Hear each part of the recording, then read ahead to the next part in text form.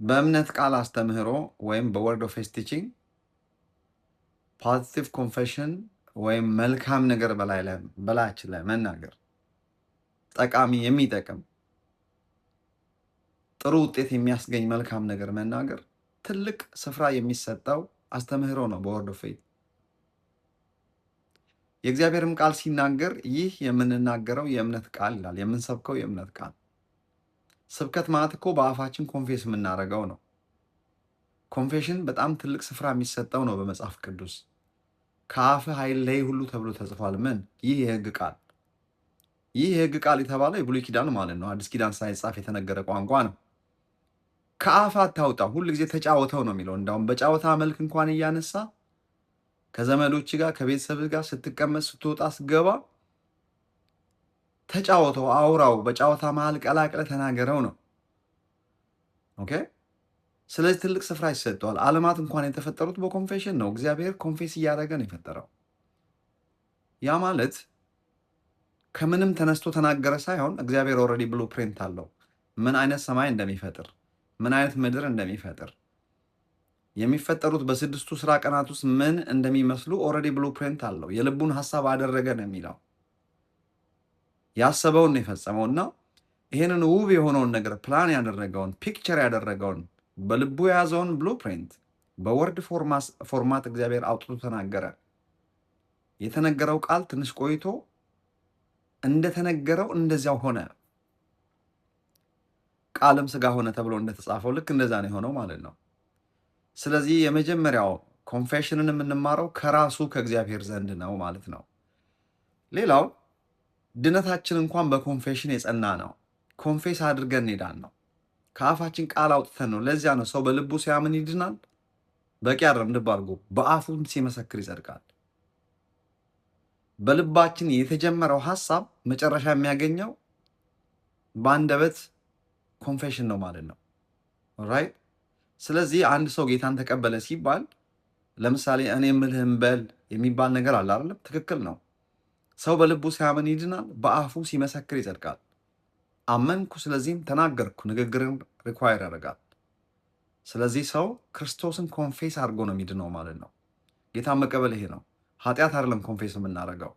ጌታችን ኢየሱስ ክርስቶስ ሞቶ መነሳቱን ለኃጢአታችን እንደሞተና እኛን ለማጽደቅ ከሙታን እንደተነሳ ባለን የልብ እርግጠኝነት ይሄንን በልባችን አምነን በአፋችን ስንመሰክር እንድናለን፣ እንጸድቃለን።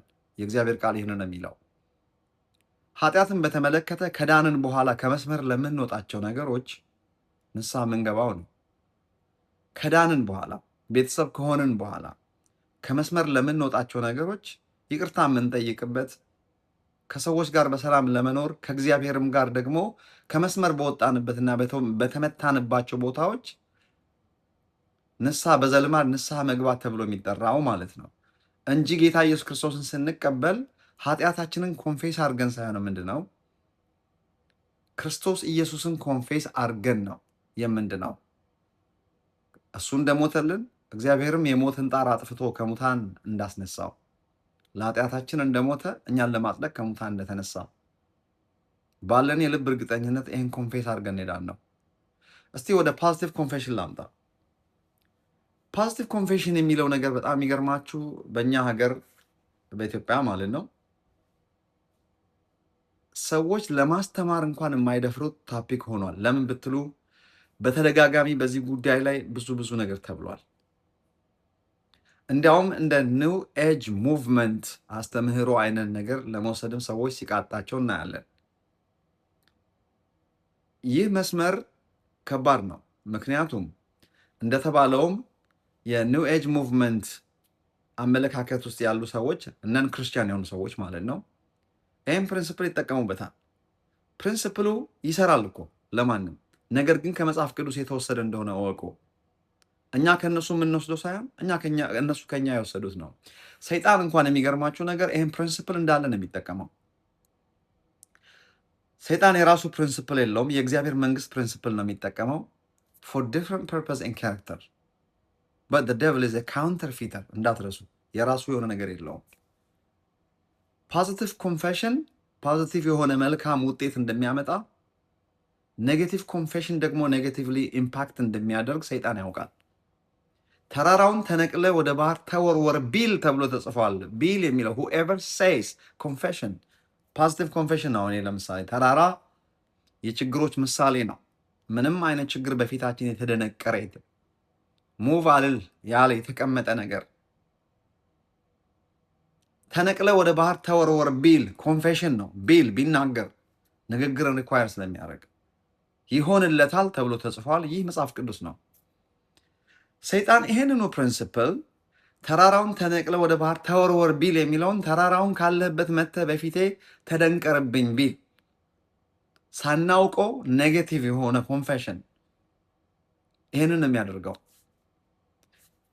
ስፒክ ላይፍ ነው የሚለው። ዊ ስፒክ ላይፍ ህይወት ነው የምንናገረው።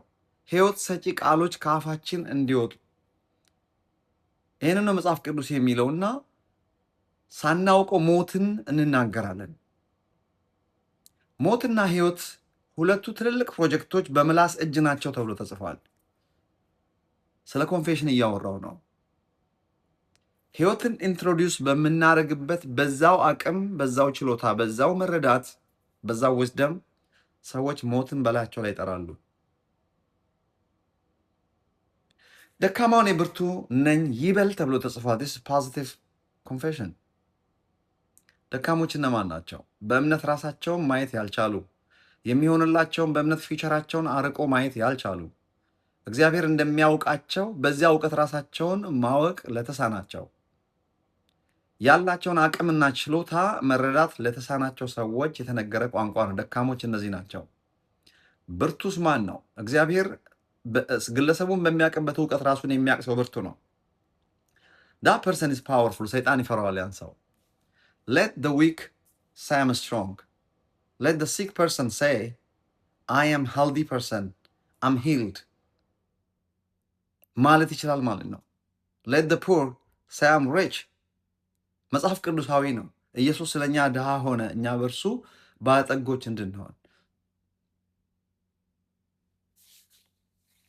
ኃጢአተኛ ሰው እኔ ጻድቅ ነኝ ማለት ይችላል አይደለም? ሁለተኛ ቆሮንቶስ ምዕራፍ 5 ቁጥር 21 እንደሚናገረው ኢየሱስ ስለኛ ኃጢአት ሆኗል እኛ በእርሱ ሆነን የእግዚአብሔር ጽድቅ እንድንሆን። so it's possible to say I am righteousness of the Lord። ምክንያቱም ኢየሱስ ስለኛ ኃጢአት ሆኗል። ኢየሱስ ስለኛ እርግማን ስለሆነ እኛ በእርሱ ሆነን የእግዚአብሔር በረከት ነን ማለት እንችላለን። ገላትያ ምዕራፍ 3 ቁጥር 13 እና 14።